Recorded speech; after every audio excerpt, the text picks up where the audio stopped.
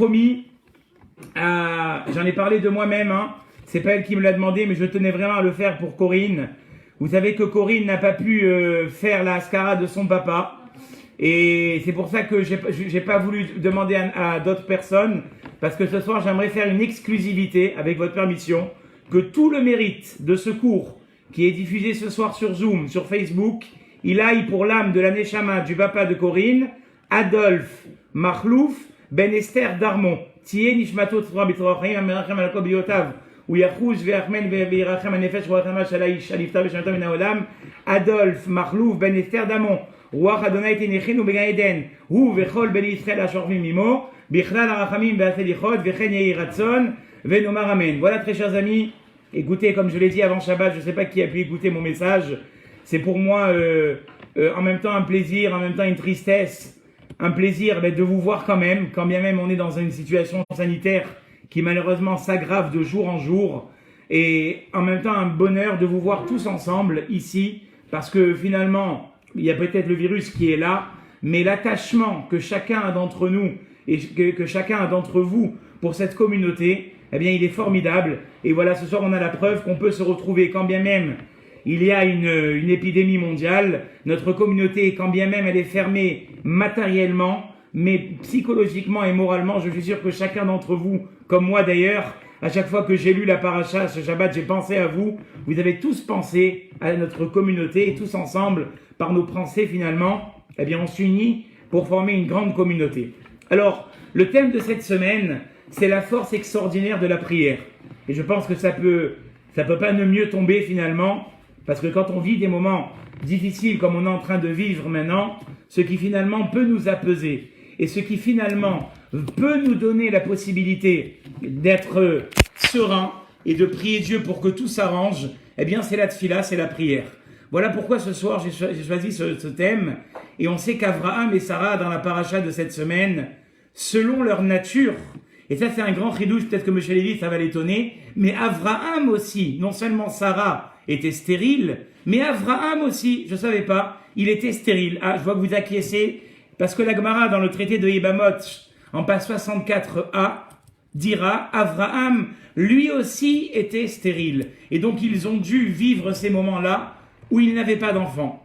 Plus encore, Yitzhak, Rivka, Rachel, Léa, tous étaient stériles. Et ce n'est que par une fila acharnée, comme on va voir ce soir, et éreintée, qu'ils ont pu finalement accéder à la procréation. Et je vais vous dire quelque chose de magnifique que j'ai entendu il y a quelques années de la part du Rav Shwissa, chez Thierry, qu'il a dit au nom du Rav Itar de Strasbourg. Il a dit, si vraiment, écoute ça Eric, si vraiment Avraham Avinu, il n'avait pas approché son fils sur le Misbéach, pourquoi Avraham, il le laisse partir jusqu'au mont Moria? Il le fait monter sur l'autel, il attache sur l'autel, il va pour lui mettre le couteau. Pourquoi lui faire subir tout ce traumatisme? Le Zohar, il dit quelque chose d'exceptionnel.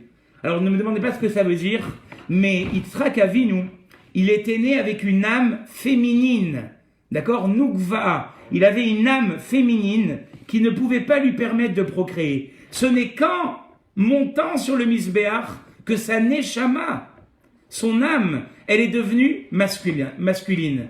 Et tant qu'il n'était pas monté, c'est quelque chose d'exceptionnel, tant qu'il n'était pas monté sur le Misbéach, sur l'autel, son âme, elle restait masculine. Il en ressort, très chers amis, très chère communauté, à tous ceux qui nous écoutent, que 7 patriarches sur 6, si on fait le calcul, Avraham, Sarah, Yitzhak, Rivka, Rachel, Léa, il m'en manque encore 6, excusez-moi, 6 patriarches et matriarches étaient stériles contre 7 existants. Et ça relève beaucoup de questions. La première question qu'il faudrait se poser, c'est que les statistiques, alors je ne suis pas du tout docteur, je ne sais pas si monsieur Jamais est là ce soir, mais en tout cas, les statistiques, ils montrent que dans une population, on ne peut pas avoir plus que 10% d'une population qui est stérile. Or ici, ce qu'on est en train de nous dire, c'est que l'unanime majorité, la majorité pratiquement totale des matriarches et des patriarches étaient stériles. Comment comprendre cela? Deuxième question qu'il faudrait élucider, c'est que tout le monde connaît le niveau exceptionnel qu'avaient les patriarches et les matriarches. Et donc à ce moment-là, si on part de ce principe-là, au niveau où ils se trouvent, d'abord ils avaient un niveau spirituel, mais ils avaient aussi un niveau de force, ils étaient grands, forts. Comment comprendre que Dieu les a fait naître au niveau spirituel et au niveau matériel? On sait très bien que plus les générations ont avancé, plus les corps sont devenus, comme on dit la Gemara, elle dit, le teva des hommes, il est devenu plus khalash, plus faible. Mais à la base, ils étaient exceptionnellement forts. Adam Arishon, on dit qu'il allait d'un bout à l'autre du monde. Et Abraham, il a fait la guerre pour aller sauver Lot seulement avec Eliezer. Donc ils étaient très forts corporellement, ils avaient une très bonne santé. Comment comprendre que Dieu les fait naître avec une tare pareille? La Gemara dans Yebamot, elle nous donne peut-être un début de réponse traité dans Yebamot en page 64a. Il va dire la chose suivante. Amar Rabbi Yitzchak mipne ma'ayu avotenu akurim. Le Talmud demande la question. Pourquoi nos patriarches et nos matriarches étaient finalement stériles? Dira le Talmud chez Akadosh Baruchu mitave litfilatam. Dieu a envie d'écouter la prière des matriarches et des patriarches. Comme si Dieu finalement avait mis cette tare chez les patriarches et les matriarches parce qu'ils avaient besoin qu'ils prient. De même, le Midrash nous dira, Lama imaos nitakru, pourquoi les matriarches du peuple juif sont nés à la grande majorité, ou pour dire toutes, il n'y a que Yaakov. Le Rav Yosef Ben Porat, de qui je tire ce cours, dira que le seul patriarche à avoir était né avec la force de pouvoir procréer, c'était Yaakov. Tous les autres, donc toutes les femmes, elles sont nées stériles. Mi pene chez Akadosh Baruchu mit ave litfilatam ou mit ave lesichatam. Dieu, il a envie d'entendre leurs prières et il a envie d'entendre leurs paroles. Le Zohar va plus loin que ça.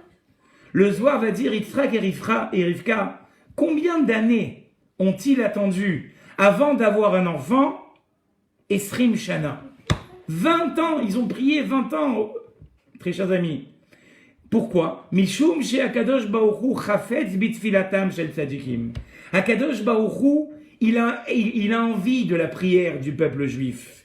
Kedei sheitchabe veit osef tosefet gdusha lechol mishetzarer letfilatam. C'est exceptionnel ce qu'il dit le Zohar. Les patriarches et les matriarches à leur niveau, Dieu voulait leur prière. Pourquoi il voulait leur prière? Pour que tous les gens qui vont venir derrière et qui auront besoin des mêmes besoins, ils soient influencés par la prière des matriarches et des patriarches. C'est exceptionnel ce qui est écrit ici. Ça veut dire que Avraham, Yitzhak, Yaakov, tout cela, ils ont prié non seulement pour eux, mais pour tout le peuple juif et pour tous ceux qui finalement en auraient besoin plus tard. Vekar ketiv besefer Mishlei ou tfilat yesharim retzono. On sait que les patriarches et les matriarches, ils sont appelés Yesharim, les justes. Eh bien, Shlomo HaMelech a dit, qu'est-ce que Dieu apprécie et a envie d'entendre tous les jours? Tfilat Yesharim, la prière des patriarches et des matriarches. Et donc, qu'est-ce qu'il va faire? Il va donc les éprouver pour entendre leurs prières. Donc ça, c'est à leur niveau. Maintenant, le Sefer HaChinour, vous savez que le Sefer HaChinour, c'était un géant de l'Espagne. Petit clin d'œil à Eric qui est encore là, oui, Eric et Paul qui sont là, un géant espagnol, un grand rave de l'Espagne. Alors on ne sait pas quand est-ce qu'il a vécu, parce que pourquoi on ne sait pas quand est-ce qu'il a vécu et quand est-ce qu'il a écrit ce livre? Parce qu'il est resté anonyme, mais on sait qu'il a vécu en Espagne. Pourquoi il a fait ce livre? Parce qu'il a vu que le samedi après-midi, c'est ce qui arrive à peu près dans toutes les communautés, avant le Covid, je vous parle, les enfants ils viennent à la synagogue, et puis ils s'ennuient, ils ne savent pas quoi faire. Alors le Sefer HaChinour, il a écrit un livre sur les mitzvot, afin que finalement, les enfants, ils s'ennuient pas le Shabbat. Et qu'est-ce qu'il dit là-bas le Sefer HaChinour à propos de la prière? Ma she'amru zichronam livracha she'akadosh baruchu mitave litfilatam shel tzadikim. Pourquoi Dieu attend les prières des justes? Retzono lomar, sa volonté est de dire shechefso sheyasu peula sheizku balefanav. Le Sefer HaChinour nous rajoute quelque chose d'exceptionnel. Quand Dieu il veut te donner quelque chose, il dit le Sefer HaChinour, il attend de toi un geste. Ça, on le comprend tous les jours. Tu veux demander un service à quelqu'un, mais il faut que tu sois en bonne entente avec lui. Il faut que les relations soient plutôt privilégiées. Sinon, cette personne, elle va rien te donner. Eh bien, il dit le Sefer HaChinour, c'est la même chose avec Dieu. Dieu, il a beaucoup de choses à te donner. Mais si toi, de ton côté, tu n'as pas fait l'action, tu n'auras pas le bien. Pour avoir ce bien, il dit le Sefer HaChinour, il faut que toi-même tu aies déjà prié pour ce bien. Donc le Sefer HaChinour, Rabotai, il nous dit encore quelque chose de bien plus fort. Dieu, il peut t'avoir prévu, et on va développer ça pendant presque toute l'heure, Dieu, il peut avoir prévu pour toi des choses magnifiques. Seulement si toi, tu n'as pas prié pour ces choses-là, on va le voir, elles restent bloquées. Et nous, par erreur, j'allais dire auditeur, auditrice, parce que comme je me sens dans l'enregistrement, je me crois à la radio. Et nous, par erreur, qu'est-ce qu'on croit, les amis? On croit que quand on prie, qu'est-ce qu'on fait? On rend service à Dieu. Des fois, tu entends les gens, qu'est-ce qu'ils disent? Oh là là, que Dieu me pardonne aujourd'hui, j'ai pas pu venir. Mais qu'est-ce qu'il te pardonne, Dieu, Baba? C'est pour toi que tu pries. Des fois, les gens, ils arrivent à la synagogue, mais pas que la mienne, mais bon, ça arrive de partout. Il vient, il te tape sur l'épaule, il te dit, Monsieur le rabbin, si c'était pas vous qui m'avez demandé de venir à la tfila, je serais pas venu. C'est bien parce que je vous aime. Mais tu as envie de leur dire, mais la tfila, c'est pour toi. C'est pour toi que tu viens, tu m'as rendu. Sinon, la bénédiction, c'est ça qui dit le Sefer HaChinour. Tout ce que Dieu, il t'a réservé pour toi, ça va rester bloqué. Alors vous croyez que c'est que le Sefer HaChinour, mais on va faire un exposé qui va nous montrer que tous les rabbanim, jusqu'au Zohar, ils pensent que la tfila, c'est ça, Rabotai. La tfila, c'est en fait débloquer tout ce que Dieu a prévu pour moi. Dire qu'on n'a pas le temps de prier, tu comprends, j'ai les enfants, et ma femme, elle me demande. Alors, à part, sauf cas exceptionnel, des gens qui sont malades, d'ailleurs, pour qui on a une pensée ce soir, et qui, des fois, malheureusement, ne peuvent plus se passer de leur conjoint. Mais de façon générale, dire qu'on n'a pas le temps de prier, il y a un rave qui écrit ça dans un livre, j'ai vu la semaine dernière, magnifique, c'est dire en fait à Dieu, comme si on disait, j'ai pas le temps de manger. Comprenez bien, t'imagines ceux qui viennent qu'à Kippour, par exemple, c'est comme s'il te disait finalement, au réveillon de 2019, j'ai mangé, 2020, il y a le Covid, j'ai pas pu venir, et j'irai manger en 2021. Donc j'ai mangé une seule fois, quand? À Kippour, en 2019. En 2020, il y avait le Covid, je suis pas venu à la synagogue. Comme il dit notre cher président, le Covid, il a bon dos. Et en 2021, peut-être que j'aurai le temps, que je viendrai manger. Jamais de la vie. Tu prends ton petit déjeuner, tu prends un repas à midi, tu prends un repas le soir. Ça veut dire quoi, ça, finalement? Ça veut dire que, finalement, ton corps, le corporel, il peut pas se passer de la nourriture. Eh bien, a dit le Rav, comme la nourriture est essentielle pour le corps, la tefila est essentielle pour la neshama. Et quelqu'un qui dit, moi je viens qu'à Kippour, il ressemble à quelqu'un qui dit, moi je mange qu'une fois par an. J'ai mangé au réveillon. En 2019, le réveillon, on ne pourra pas le faire. Peut-être qu'en 2021, je prendrai un repas. Mais tu vas pas tenir, Baba. Tu vas pas tenir. C'est la même chose. Quelqu'un qui ne prie pas, il laisse toutes les bénédictions, tout ce que Dieu il a pu lui prévoir depuis des années, il le laisse coincé quelque part. Et c'est ça ce qui nous a finalement renouvelé, il nous a fait un grand ridouche sur le Sefer HaChinour, en nous disant que la tfila, pas la tfila, c'était Shabbat. La tefila, c'est finalement le tuyau de ce qui va m'amener la bénédiction dans ce monde. Il y a une histoire qui est exceptionnelle. Vous savez, des Bédouins, des fois, un jour, ils sont venus à Tel Aviv pour visiter la ville. Ils étaient très impressionnés de l'architecture. Ceux qui ont vu Tel Aviv, c'est peut-être aujourd'hui une des villes qui est au plus haut de l'high-tech. Je ne sais pas s'il y a M. Mizrahi, je crois qu'il est là, il nous le confirmera. Tel Aviv, c'est l'high-tech au plus haut niveau. Alors, il y a une certaine, c'est un groupe de gens qui sont venus des pays un petit peu plus arides, des Bédouins, et le maire leur a fait visiter Tel Aviv. Et à un moment, avant de passer à table, il leur dit, vous voulez vous laver les mains? Il tourne le robinet. Ils sont éberlués. Un morceau de fer qui sort de l'eau. On en veut des morceaux de fer comme ça. Il dit, le maire, il n'y a pas de problème. Je vais vous faire une commande. Il leur commande comme ça 2500 robinets pour les Bédouins dans le désert. Et le responsable des Bédouins, il revient là-bas dans le désert. Il en distribue à chacun. Chacun y met le robinet devant sa tente. Et maintenant, le responsable des Bédouins, il est honoré à ouvrir en premier le fer, le morceau de fer. Il tourne comme ça. C'est Eric. Pas une seule goutte d'eau. Il dit, cette saleté de mer, qu'est-ce qu'il m'a fait la honte devant tout mon peuple. Il retourne en furie. Il dit, mais attendez, mais comment ça se fait? Moi, je vous dis, je vous ai commandé des robinets. Même Eric, il trouve pas des robinets comme ça. Je veux voir ce qui se passe. Il va voir là-bas ce qui se passe et il se rend compte, il dit, espèce de khmar. Les robinets, ils ont besoin d'être accordés à un tuyau. S'ils sont pas accordés à un tuyau, mais jamais de la vie, l'eau, elle sortira. Ça, c'est la tfila rabotaï. Dieu, il nous a prévu beaucoup de choses. Beaucoup de choses. Mais quelqu'un qui ne se suffit pas de faire les tfilotes. Alors, il y a une dame qui me demande sur Facebook, est-ce que je parle des... Oui, je parle des 3 tfilotes. Chaque tfila, finalement, elle va amener sa bénédiction, Madame Fall, jusqu'à la prochaine tefila. Quelqu'un qui, finalement, ne fait pas sa tfila, il a loupé une bénédiction d'avoir pour la journée. Alors, évidemment que pour les dames, puisqu'on va parler aussi un peu d'halakha, en même temps, c'est une prière par jour. Elles sont privilégiées. La Torah dit, sois content déjà qu'elles travaillent, qu'elles s'occupent de tes enfants, qu'elles te font le repas, qu'elles te font tout ce qu'elles font pour la maison. Eux, tfila shazman, comme ils sont occupés, ils n'ont qu'une seule tfila à faire. Mais il faut la faire. Ou shacharit, ou mincha, ou arvit. Et quand Hachem, il a créé le monde finalement, il a créé un monde finalement comme des espèces de tuyaux. Le soleil, la pluie.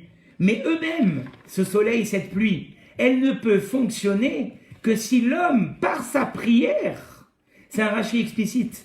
Rashi dit que tout avait été créé, vous avez dû entendre ça, monsieur Lévy, tout a été créé, les arbres, la verdure, tout ça, mais rien n'avait poussé. Pourquoi?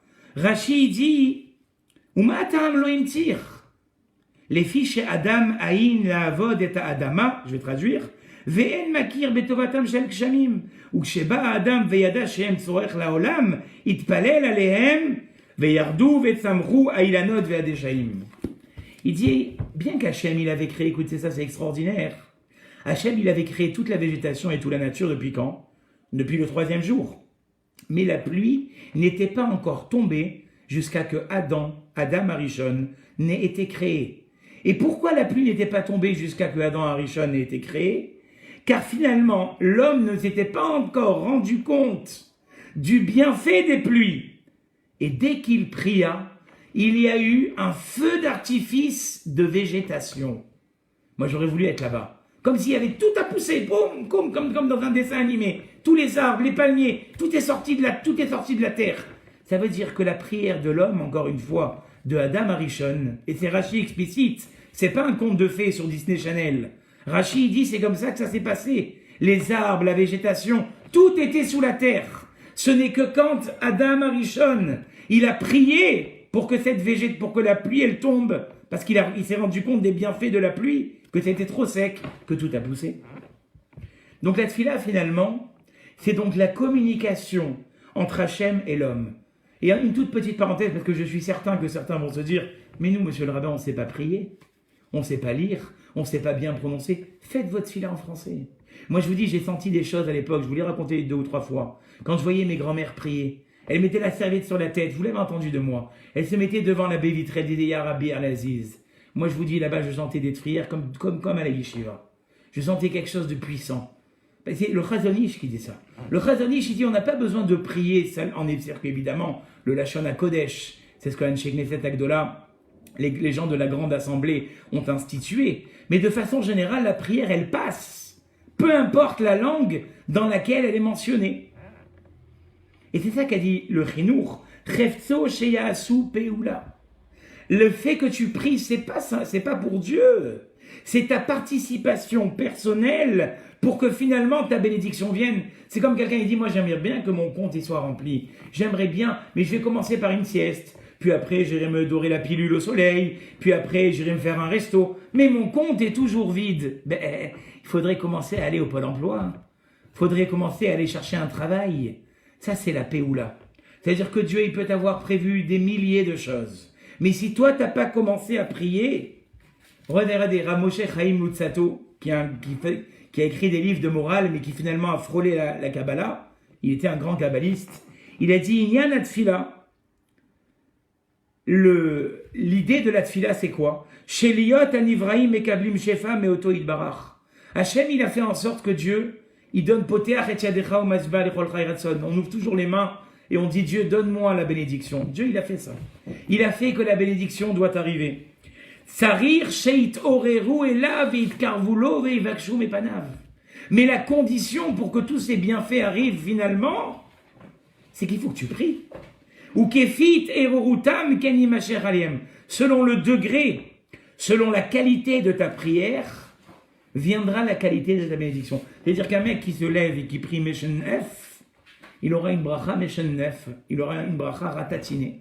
C'est-à-dire la façon dont tu pries, la façon dont tu te concentres, Dieu il va te rendre. Alors on t'a pas demandé de faire plus que ce que tu sais faire, mais qu'au moins ce que tu sais faire, fais-le de façon quotidienne. Veim loit oreru, c'est pas moi qui le dis, c'est le Rav Moshe Chaim Luzzatto, un des grands Mekoubalim de l'époque. S'ils ne se réveillent pas à cette prière, lo imacher alehem, ils peuvent passer à côté de leur réussite et de leur bénédiction. Ha'adon ba'uchu chafet verosé shetitra betovat broav. Dieu, il a aucun intérêt à bloquer ta bénédiction, dira le Rav Moshe Chaim Luzzatto. Ve'echil lahem avudazo. Et il a préparé ce travail. Devarium be'emo, voilà Madame Fall pour répondre à votre question. Et il leur a demandé de faire prière 3 fois par jour. Chez Aliada imacher lahem shefa atzlacha ve'arvacha kefi shehem tzrichim. Pour leur donner toute la bénédiction qu'ils méritent. Donc maintenant, on a une toute autre dimension de la prière. Le matin, Monsieur Attardo, le matin, pourquoi je prie? Pour avoir ma bénédiction du matin. Le soir, l'après-midi, pourquoi je vais prier à Mincha? Pour avoir ma bénédiction de l'après-midi. Et le soir, pourquoi je vais prier? Pour avoir ma bénédiction du soir. Et si je dis, je prierai que Shabbat, t'es béni qu'une fois par semaine. C'est pas moi qui le dis, je vous résume ce qu'il a dit le Rav Moshe Chaim Luzzatto. Et si tu viens que le lundi, jeudi, tu es béni que lundi, jeudi. Ah, vous allez dire, mais il y a le Covid, il y a le machin. Aujourd'hui, on peut prier à la maison, il faut prier à la maison, restez chez vous. Devant l'ordre des rabbinim, les plus grands rabbinim éminents, ils disent que maintenant, il faut rester chez soi. De même qu'il y a une mitzvah d'aller à la synagogue, aujourd'hui, il y a une mitzvah de rester à la maison pour se protéger, vu les risques sanitaires, je ferme la parenthèse. Mais je veux dire par là que la prière, elle, on n'a pas à se dédouaner parce qu'on n'est pas à la maison, à la synagogue. Ou Minaïb, c'est une des Mishnayot que ma fille, elle a étudié cette semaine, et d'où je sais que même une personne qui étudie seule, la Shechina, elle est avec elle, chez Nehemar, comme on a dit là-bas, que Hachem, Vayakshev Hachem. Hachem, il a écouté même une seule personne. C'est ça? Même une seule personne. On voit bien dire d'ici que la prière, finalement, c'est nullement pour Hachem. On aurait une erreur de croire, si jusqu'à aujourd'hui vous avez cru ça, eh bien, ce samedi 7 novembre 2020, il faut arrêter de croire ça. La prière, c'est pas pour Dieu. La prière, c'est pour moi-même. Je viens chercher, comme à la fin du mois, tu tapes à la porte du patron ou tu regardes ton compte pour savoir si la paye, elle est bien rentrée. Ben là, tu vas pas taper sur Google, tu vas taper dans ton livre. Chaque jour, tu vas venir chercher ta bracha qui te revient. Sinon, elle reste en haut. Et c'est pour ça que ceux qui traduisent, ceux qui ont, je sais pas si Madame Barkat n'est pas là, mais qu'est-ce que ça veut dire Baruch Ata Hashem? Tu vas dire béni sois-tu Hashem. Monsieur Attardo, Baruch Ata Hashem, ça veut pas dire béni sois-tu Hashem. Ça veut dire tu es source de bénédiction Hashem. Ouais, Dieu, il n'a pas besoin qu'on le bénisse. Il n'a pas besoin de notre bénédiction, Dieu. Donc, Baruch Ata Hashem, c'est tu es béni, tu es source de bénédiction Hashem. Mais jamais il ne saurait dire qu'on va bénir Dieu. Et il n'y a que ce contact. Hein? Ne pas croire, j'ai fait de la Tzedaka, j'ai fait la Tefila, et on va l'expliquer un petit peu plus tard. C'est ça qui amène la bénédiction dans ma maison, c'est ça qui m'amène la bénédiction dans ce que je vais faire tous les jours. C'est ça qui m'amène la possibilité finalement de pouvoir réussir. Maintenant, on revient aux patriarches, très chers amis. Pourquoi les patriarches, finalement, ils ont dû être éprouvés? Les patriarches, ils n'auraient pas dû être éprouvés au niveau dans lequel ils se trouvaient. Pourquoi ils avaient besoin de ça? Eh bien, il va dire le Rav Yosef Ben Pora, de là on a appris encore quelque chose de fondamental. C'est qu'à leur niveau, dans la tfila, ils pouvaient encore monter plus haut. Ils pouvaient encore faire mieux. Et ça, c'est très important. Parce que des fois, on a tendance à se comparer avec les autres. À dire les autres, mais là, qu'est-ce que vous me dites, Rav Chokron, d'aller prier, de faire des... Mais il y en a, ils font rien, ils se dorent la pilule toute la journée, ils voyagent tout le temps, ils mangent pas cachère, et ils ont une belle vie. Oui, mais peut-être que toi, tu connais plus qu'eux. Et le fait de connaître plus que eux, ça t'engage. C'est exactement ça avec les patriarches et les matriarches. Ils étaient à un niveau tellement élevé qu'on avait besoin de les solliciter finalement en leur enlevant cette possibilité de procréer, parce qu'à leur niveau, ils pouvaient s'élever encore plus haut dans la prière. Eh bien, c'est la réponse qu'on doit se donner à nous-mêmes. Pourquoi nous, on devrait prier? Il y en a d'autres qui ne feront rien. Parce que toi, tu connais peut-être un petit peu plus. Tu as commencé à venir à la synagogue, tu t'es rapproché. Vous savez, il y a quelqu'un qui m'a dit, une fois, il m'a dit, moi, j'ai pas envie de devenir juif. Parce que devenir juif, ça m'incombe de faire plus. Il a raison. C'est un voisin à moi, Claude Anjoya. Il m'a dit, moi, je suis bien. Je fais partie des mitzvot béné noirs. Ça me suffit. Je veux pas faire plus que ça. C'est une casse-tête de devenir juif, c'est vrai. Parce que quand tu es juif et que tu commences à connaître des choses, ça t'engage. Et Dieu, il va être plus sévère avec toi. D'où je le sais, c'est écrit. Moshe Rabbeinu, Eric, il n'est pas rentré en Israël. Pourquoi? Parce qu'il a frappé le rocher au lieu de lui parler, franchement. Mais il faudrait être au niveau déjà, en parlant, en frappant une pierre, de faire sortir de l'eau. Franchement, c'est pas un niveau, ça. Bien sûr que c'est un niveau. Mais à son niveau à lui, c'est pas assez. À son niveau à lui, il doit encore aller plus haut. D'accord? Et ça, c'est la même chose pour les patriarches. Vous savez, on ne peut pas s'imaginer la force de la prière. Il y a une histoire qui s'est passée que le Rav il a racontée d'une dame qui est décédée il y a quelques années.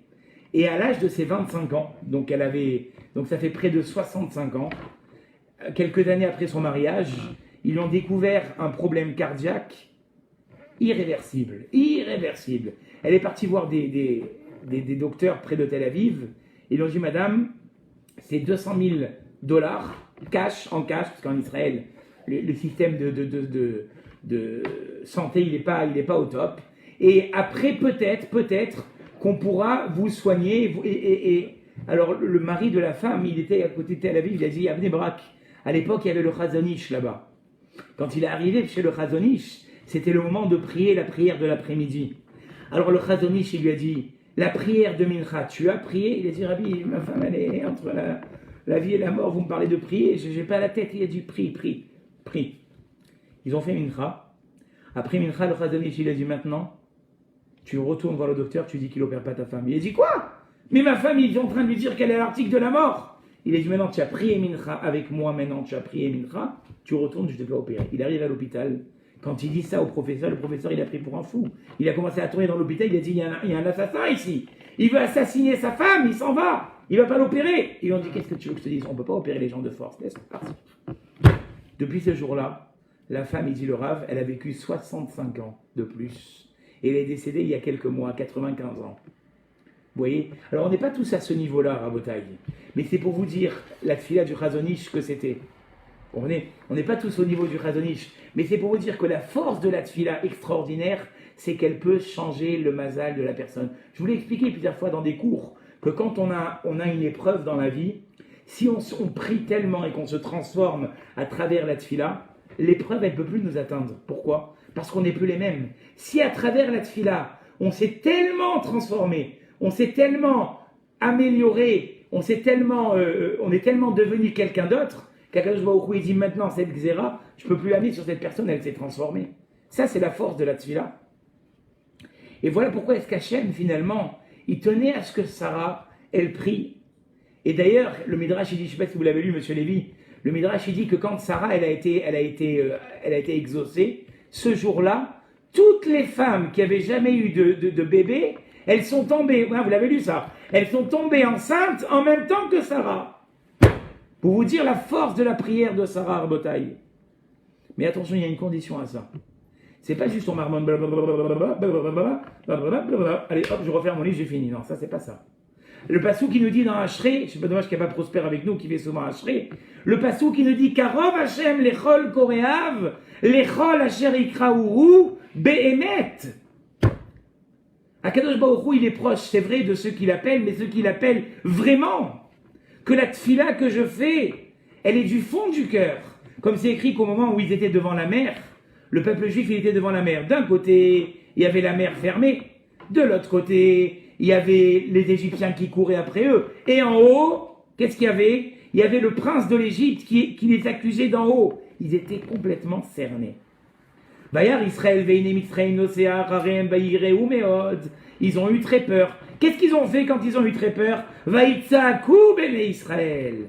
Les Béné Israël, ils ont crié de toute leur force. Et c'est ça qui a fait que la mer, elle s'est ouverte. Il y a d'autres choses, bien évidemment. On sait qu'il y avait le cercueil de Joseph, que Hachem, il a dit, comme Joseph, il s'est enfui de l'Égyptienne, la mer va s'ouvrir devant eux. Il y a Narshon ben Aminadav qui s'est enfoncé jusqu'à l'eau, d'accord, jusqu'au cou. Et donc Dieu a dit, on va l'ouvrir la mer. Bon, mais en tout cas, la Tseaka, du peuple juif, c'est un cri qui vient du cœur.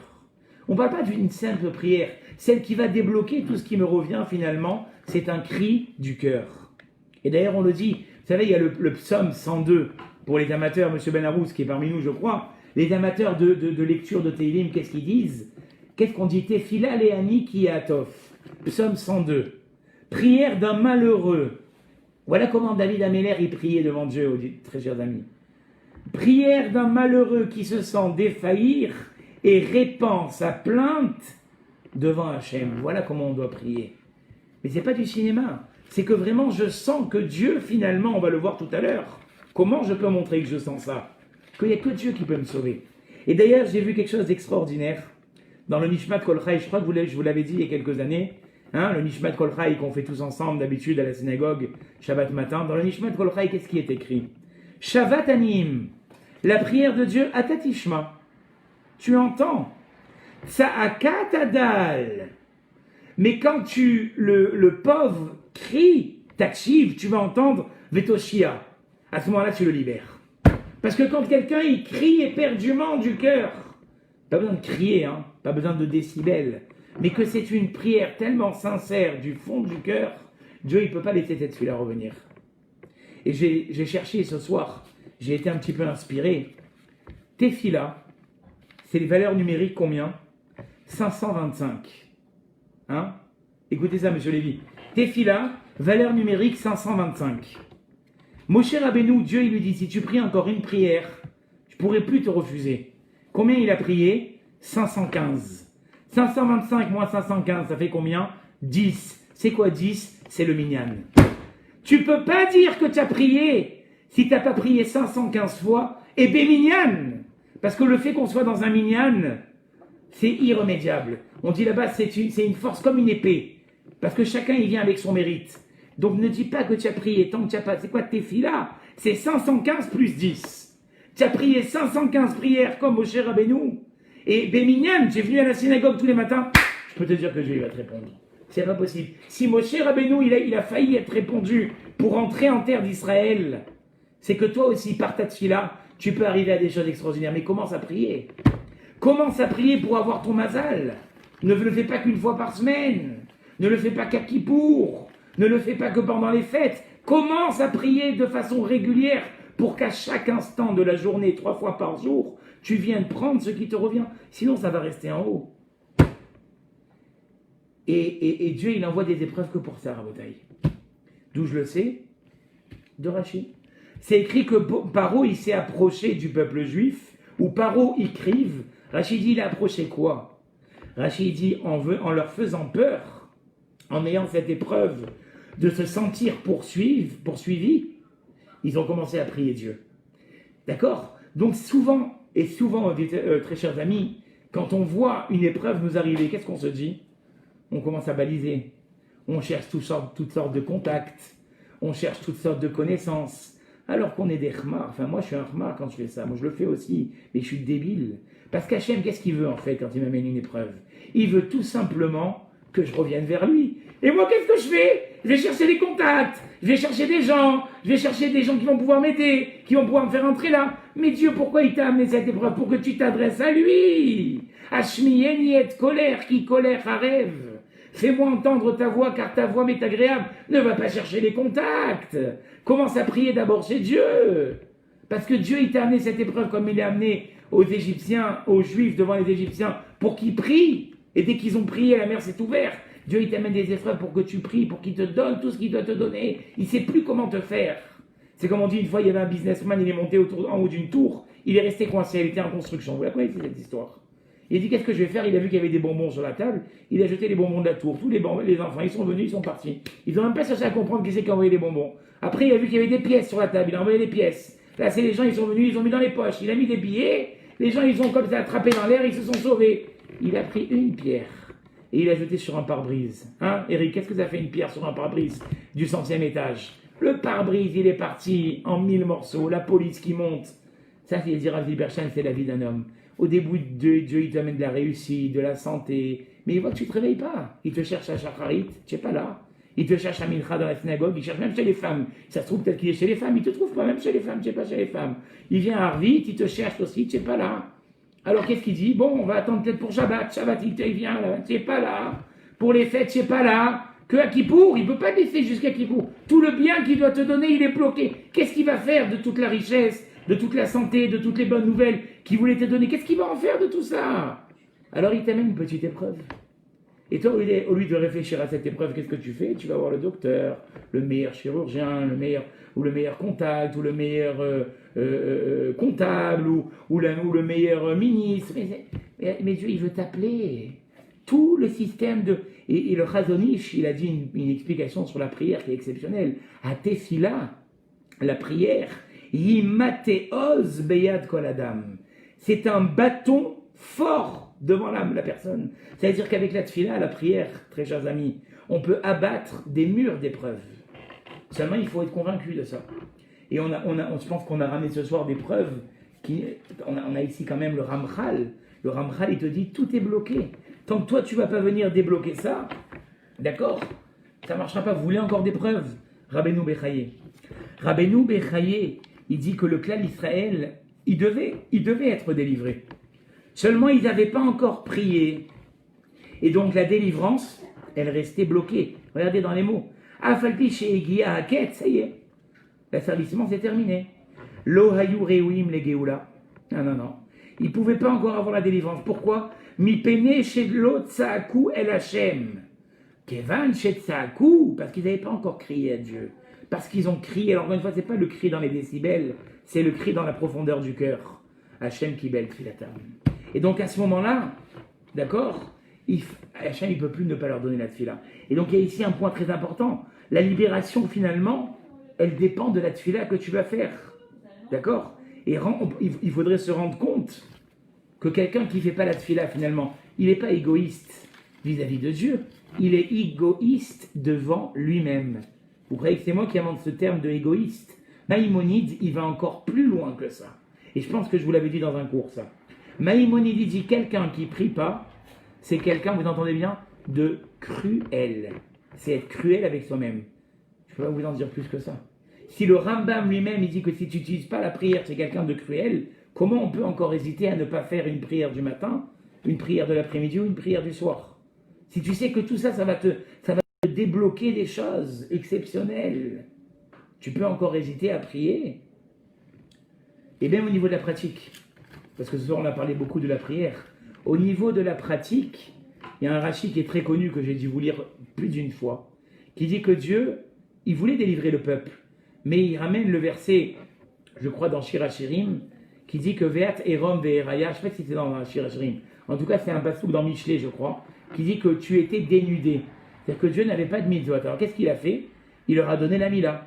Mais la Mila, c'était pas suffisant.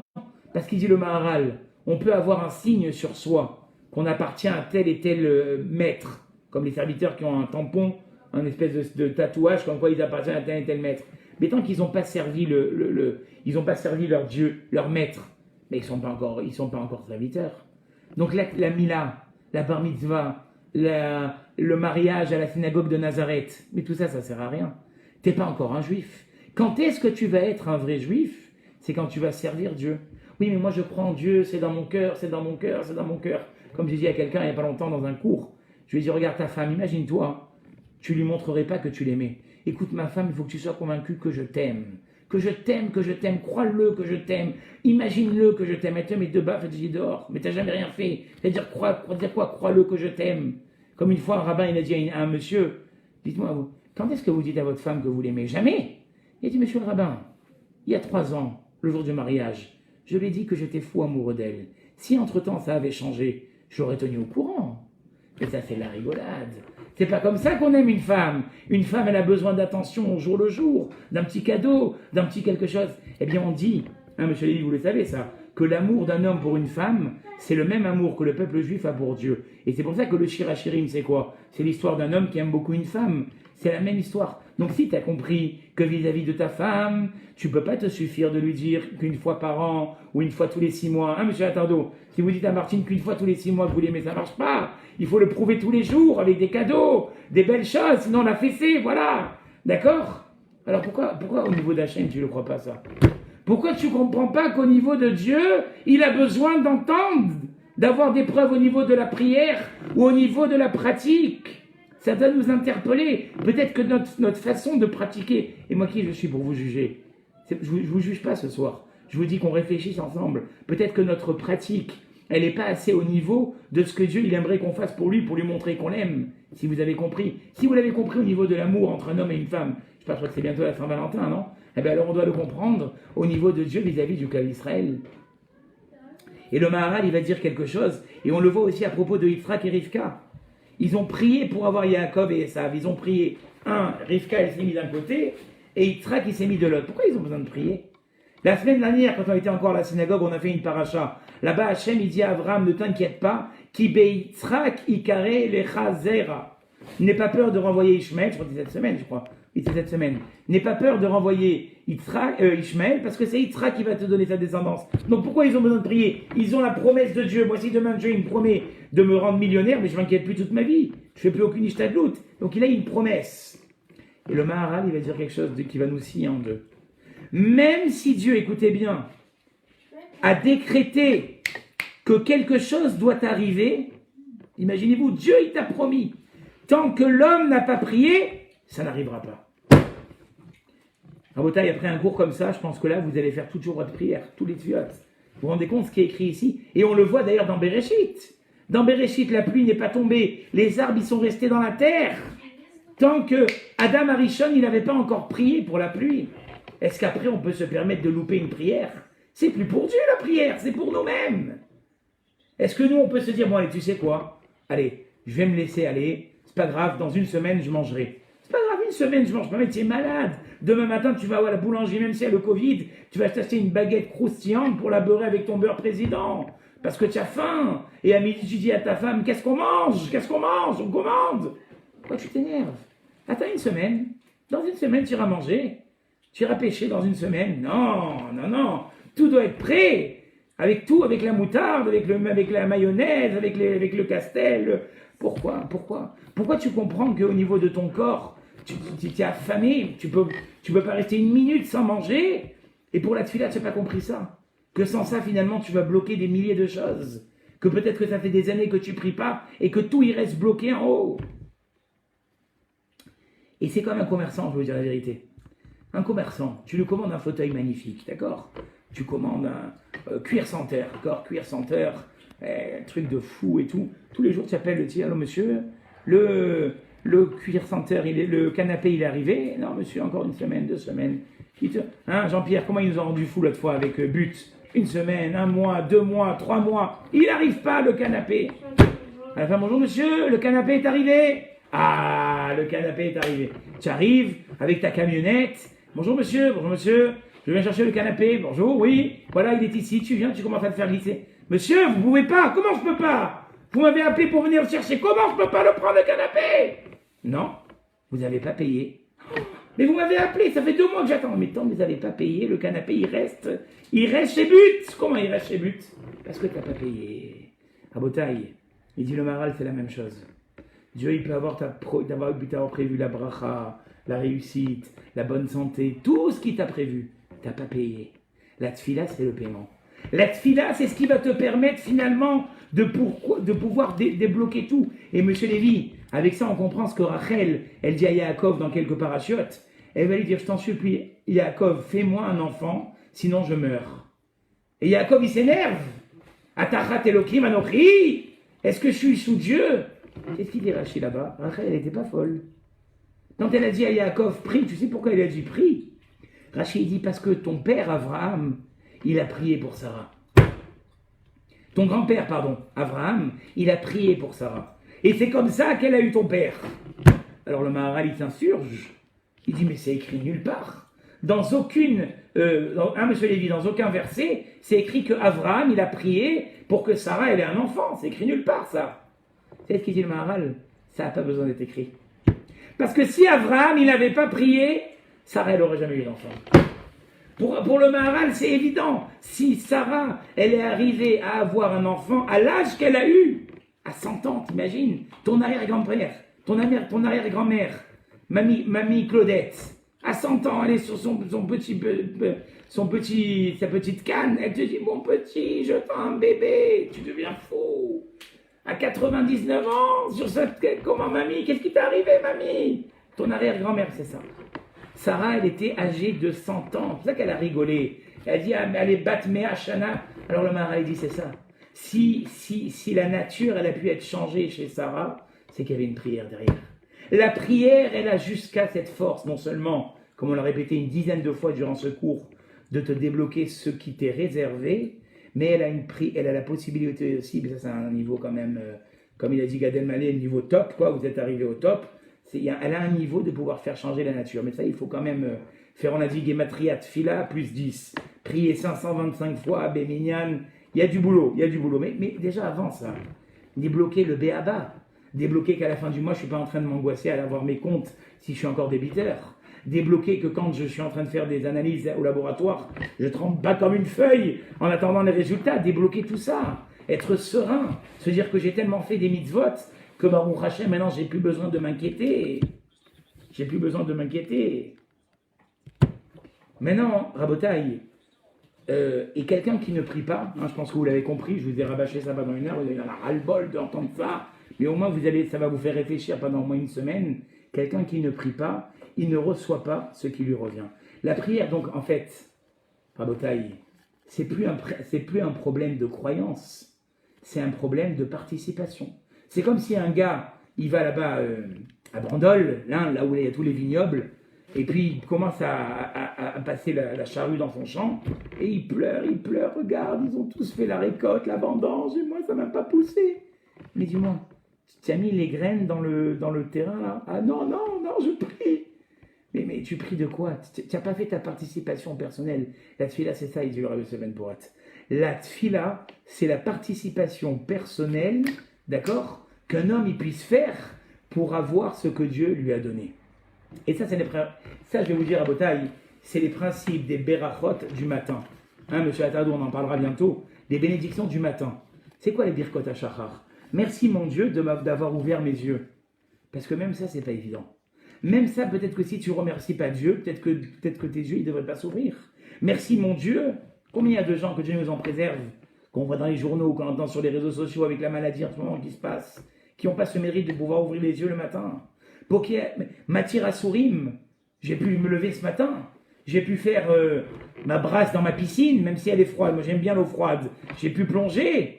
Et c'est magnifique. Matière à sourim. Mes membres se sont libérés. J'ai pas d'escoliose. Hein? J'arrive à me tenir droit. Zokef kefofim. J'ai pu ouvrir ma garde-robe et j'ai des chemises fraîchement amidonnées. Je peux me les mettre. Malbicharumim, qui habille ceux qui sont nus. Je me suis levé, j'étais frais comme un gardon ce matin. Ah, j'étais frais comme un gardon. Merci mon Dieu de m'avoir donné de la force. Anoten Nayaef Kohar. Il n'y a pas de tremblement de terre. On n'a pas de... Bon, la terre, elle tient bien sur notre ville. Roka Aretz Salamaim.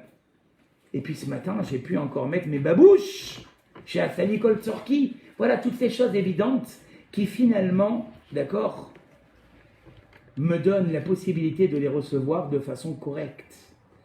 Donc en fait, on a bien compris c'est quoi le rôle de la tfila. Et c'est un privilège, Rabotaï. Les Avdil et les Avdalot, hein, on a fait la Avdala. Combien de temps il te faut pour pouvoir parler au maire? Et tu fais des courriers, et tu demandes un rendez-vous, et tu passes par la secrétaire hiérarchique, et par la secrétaire, et après tu glisses un petit mot à son collaborateur. Peut-être qu'à la fin, le maire, il va te recevoir. Pour parler à un ministre, si dans 4 ans, il te reçoit avant les prochaines élections, dis Baruch Hashem, pour parler au président de la République. Peut-être qu'un jour, si tu travailles toute ta vie et que tu fréquentes toute la classe, la société, peut-être qu'un jour, il te recevra, ou parce que Rabbi Shalom, il t'est arrivé quelque chose de grave, mais sinon, le président de la République, tu ne le verras jamais. Les Avdil et les Avdalot, on a la possibilité 3 fois par jour de parler avec Melech HaOlam, avec le roi du monde, mais c'est un privilège qu'on ne se rend pas compte. On ne se rend pas compte de ce privilège, Rabotaï. Et encore une fois, bien se dire que finalement, d'accord, c'est pas nous qui rendons service à Dieu en priant. On se rend service à soi-même. On reprend ce qui nous revient. D'accord? Et Jamais se poser des questions. De se dire, oui, mais sur ça, je n'ai pas été répondu. Sur ça, vous savez, après la Shoah, il y a quelqu'un qui a raconté que Dieu nous en préserve et toutes mes pensées vont à notre cher regretté, qu'on n'oubliera jamais parce que c'était un des piliers de notre synagogue, M. Vessid. Il a dit que c'est pas M. Vessid qui a raconté ça, un rescapé, il dit quand ils sont arrivés dans les camps, la première chose qu'il leur faisait, il leur enlevait les habits. Qu'est-ce qu'il faisait avec tous les habits? Il les envoyait en Allemagne, qui vivait aussi d'une pauvreté. Il déshabillait les Juifs pour habiller leur famille. Voilà. Et il y en a un, il a dit, moi je enlève tous mes habits. Mais il y a une seule chose que je veux garder, mon talit gadol, le talit de la synagogue. Il a mis en dessous son habit de prisonnier, il a un peu rapiécé pour qu'il soit comme un talit de katane, et il a laissé comme ça. Et un jour, un capot, il a vu, il a dit, toi le juif, qu'est-ce que tu as en dessous ton pyjama là de prisonnier? Il a dit, ça c'est quelque chose de juif, c'est quelque chose que je ne peux pas me séparer, c'est pour la religion. Il a dit, religion? Il a pris le pauvre, il a roué de coups, par terre, il a frappé, il était en sang. Et quand il était par terre, il a dit, vous les juifs, si tu veux que je te laisse tranquille, tu vas devoir me répondre à une question. En le frappant encore, il a dit, il faut que tu me répondes pourquoi votre peuple, il subit autant de souffrances. Pourquoi on est en train de vous ratatouiller? Non seulement il le frappe, mais en plus de ça, il le complexe. Le juif, il est resté lucide. Il a dit, mon grand-père, il m'a toujours dit, celui qui veut comprendre ce qui se passe dans ce monde-là, qu'il aille rejoindre Dieu en haut, et il comprendra tout. L'autre, le capot, il a fondu en larmes, il a lâché de suite, il a fait trembler, il a dit, je te touche plus. Et si tu as besoin de quoi que ce soit, viens me voir. Il a fait un tilt dans la tête. Il a fait comprendre que tout ce qui arrive dans ce monde-là, personne ne peut l'interpréter. Et celui qui essaye d'interpréter quoi que ce soit, il n'y arrivera jamais. Donc c'est sûr que quand on écoute un cours comme je viens de faire aujourd'hui, on peut se poser la question. On peut se dire que des fois des tfilotes, elles sont pas été répondues. Mais ne jamais oublier les deux réponses que je vous ai données. Des fois, vos tfilotes, elles ne sont pas répondues parce que Dieu, il sait ce qu'il fait. Comme il a dit au capot, si tu étais en haut, à côté de Dieu, tu aurais compris, mais tu ne peux pas comprendre. Mais ce que nous, on peut comprendre, c'est que des fois, la tfila, elle ne nous a pas servi à nous, même si on a prié éperdument. D'accord? Mais elle servira à nos enfants. Et des fois, on dit que nous, aujourd'hui, on est les bénéficiaires, finalement, des prières que nos grands-parents, ils ont priées une fois, quelquefois, ça arrivait. Et deuxième chose que je vous avais dit, c'est que des fois, Dieu, il garde nos prières afin que quand on ne sait pas qu'on doit prier, ça avait été dit une fois de la part d'un parent, rappelez-vous, je vous avais dit son fils, il s'amusait à courir avec un garçon dans une prairie, et à un moment, il n'a pas vu qu'il y avait un vide sanitaire ouvert de 3 mètres de haut. Et le petit, il est tombé là-bas, il n'a rien eu. 3 mètres de haut, Eric, il n'a rien eu du tout. Le père, quand il a pris la parole à la Séouda de remerciement, il a dit ce que Rav Pinkus, je suis en train de vous dire maintenant. Il a dit, Rav Pinkus, des fois on prie, Dieu il n'accepte pas nos prières, mais il les prend et il les met dans un espèce de vase, et quand on ne sait pas qu'on en a besoin, il les prend et il les utilise. Il a dit, mon fils, Dieu avait pris des prières que j'avais faites, que je n'avais pas été répondues, et au moment où il est tombé, il a utilisé ses prières pour me sauver. Donc finalement les prières, elles n'ont jamais été perdues. Mais ça c'est dans les cas exceptionnels. Mais dans la plupart des cas, on vient de faire un exposé durant 1 heure, pour nous dire que finalement, toutes les prières qu'on fait, c'est pour simplement débloquer le bien qui nous revient. Et d'être convaincu de ce qu'on a dit, on a prouvé à travers tous les textes, qu'on prie pas pour Dieu, mais qu'on prie pour notre réussite.